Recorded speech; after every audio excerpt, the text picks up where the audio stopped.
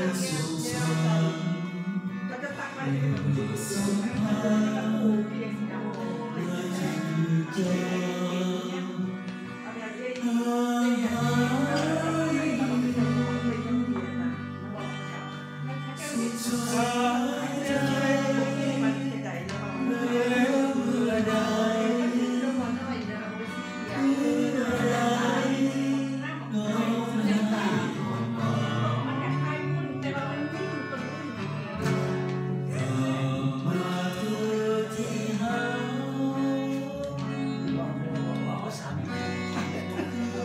ระสานเสียงอะไรประสานมวล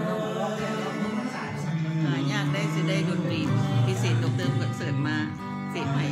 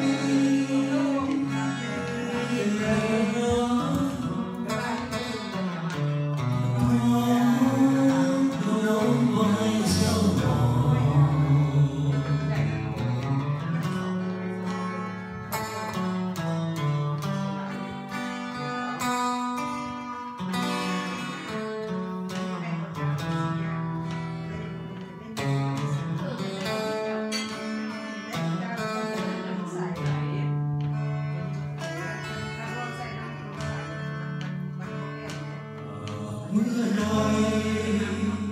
น้องกับพันผูกสัมพันธ์มันกับเธอให้ดีจะขอมีแต่น้อง